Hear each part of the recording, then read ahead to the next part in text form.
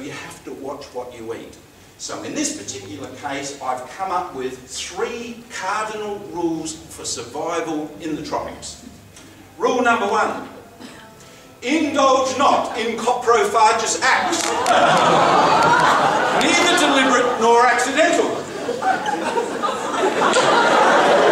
Don't eat poo. It's a simple rule, we break it every day. Don't eat it as your main course, not even if it's chocolate coated. Don't eat it as an accidental serving on your salad. Don't eat it in water supplies. Watch the ice when you get into tropics. Why? Why is eating poo so bad for you? Well, it's because of the gastrointestinal parasites. It causes vomiting, diarrhea, dysentery, and all those sorts of things. How bad is it for you? Here's one I prepared earlier. This is feces. Hands up in the room who has not done a poo in the last 3 days. Right, we all do it.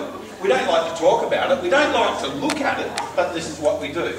This one is pretty high on splat factor. Not well formed. We still call them stools, don't know why. Look at that. There's blood tinging on it. That means you're bleeding from the bowel. In Australia, that means probably you've got colonic cancer or a bad case of hemorrhoids. Right? But if you're in the tropics, it's probably just entamoeba. You've got a bit of dysentery. Go off and get some treatment for it. So in this particular case, we can look at culprits. Why is eating poo bad for you? Because the poo might contain entamoeba cysts. You eat them, they hatch out, release the trophozoites. The trophozoites burrow into your colon and cause ulceration. Ulcers bleed. Blood comes out in the feces. The ulcers can get so deep they can perforate through into the gut, and you can end up with bowel problems. They can actually, once they get into the body, go looking for soft tissues and end up in your liver and cause this horrible tissue abscesses in the liver, which get so big they become life-threatening. Right? So these are the things. So poo is bad. Poo is bad. Gallantidium cysts can live in poo. You eat them, they exist. Out come these trophozoites. They start eating through your bowel. They can cause colonic ulceration and end up with this horrible splat, this mess that comes out. It's supposed to be feces. It's blood and mucus. Eating poo is bad. Giardia. These cysts of Giardia. You eat them, they hatch, the trophozoites come out. These are the little trophozoites. They can coat your small intestine and stop you absorbing the food, so you end up with malabsorption.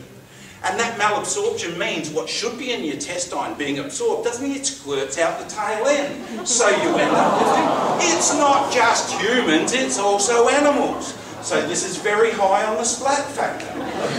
Eating poo is bad. Cryptosporidium oocysts. If you eat them, you get endogenous stages. They can carpet the small intestine as well. So the animals then, this is called milk scouring. This is an animal that's drinking milk from mother, and it just splats out the tail end. When it gets to weaning and starts intaking diet, this is what pours out. Farmers don't like this disease because there's their productivity ending up on the floor of the barn. So eating poo is bad. What can we do about it?